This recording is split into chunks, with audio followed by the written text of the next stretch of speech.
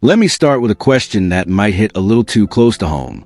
Have you ever known someone was bad for you, but the thought of losing them felt even worse? Like you can clearly see the red flags. They're not even flags anymore. They're giant red billboards with flashing lights. And yet you stay. You overthink. You wait for texts. You forgive things you swore you never would. And the weird part? You don't just like this person. You feel like you need them. That right there is where unhealthy attachment begins. Today we're talking about the psychology behind unhealthy attachment, why your brain clings to people, relationships, or even situations that make you anxious, insecure, or emotionally drained, and why letting go can feel like emotional withdrawal. And no, this doesn't mean you're weak, dramatic, or too emotional.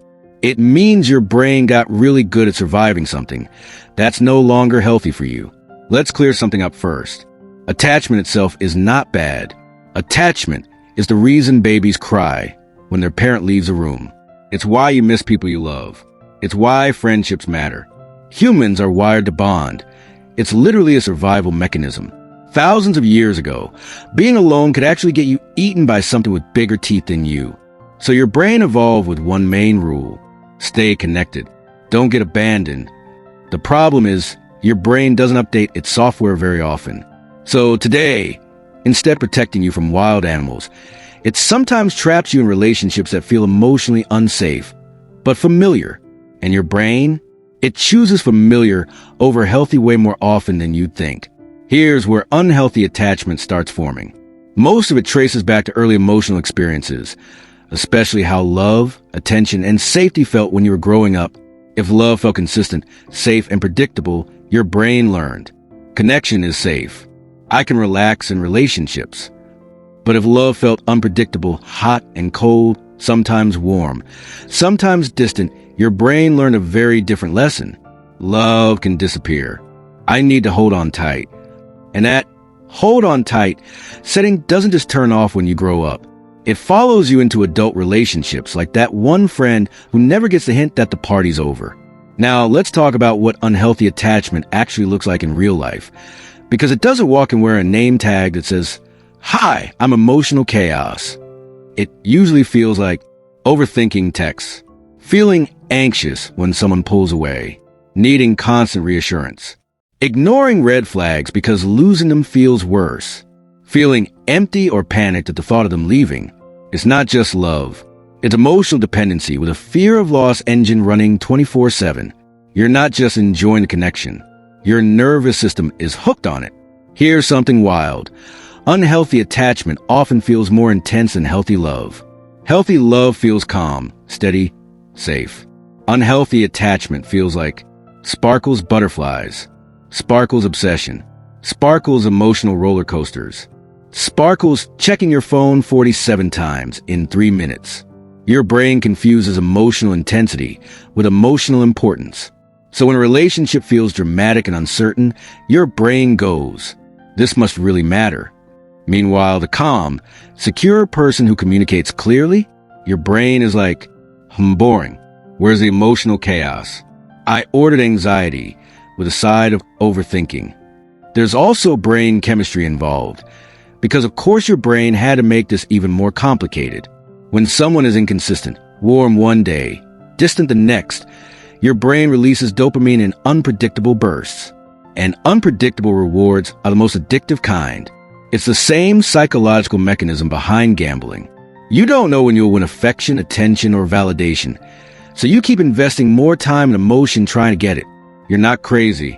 You're basically in a slot machine relationship going, "Maybe this time I'll get emotional security." Ding, ding, ding. Nope. Just anxiety again.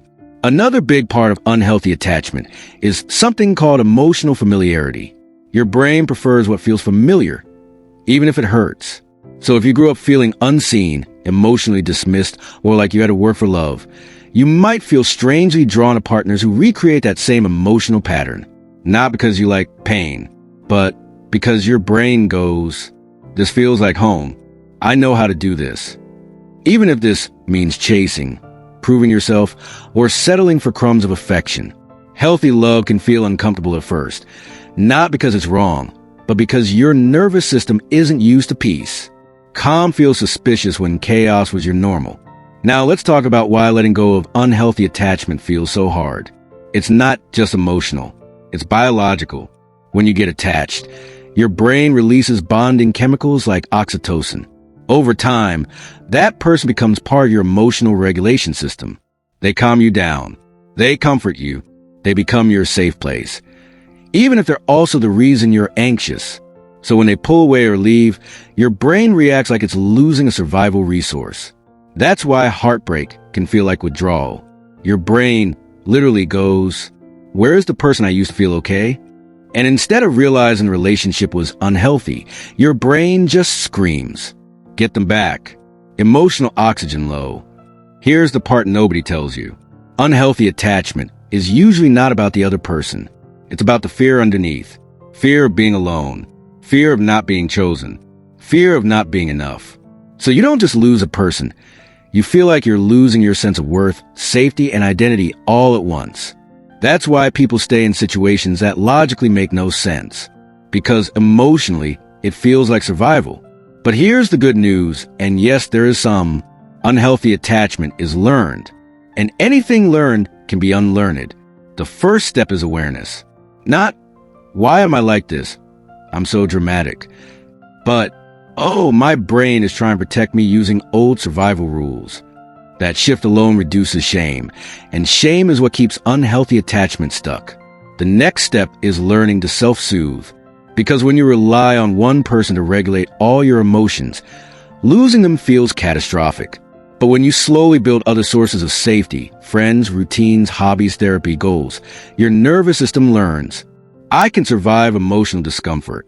I'm not in danger." And that's when attachment becomes a choice, not a desperate need. Healthy attachment doesn't say, "I can't live without you."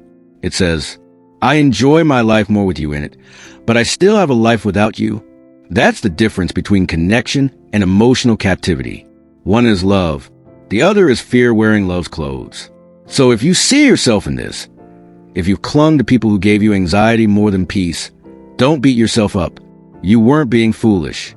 You were being human, with a nervous system that learned connection through uncertainty. But now you know, and awareness is where patterns start to break. Because the moment you realize, "I'm not addicted to them. I'm attached to the feeling of being chosen," you get your power back. And from there, you can slowly teach your brain something new. Love doesn't have to feel like a roller coaster to be real.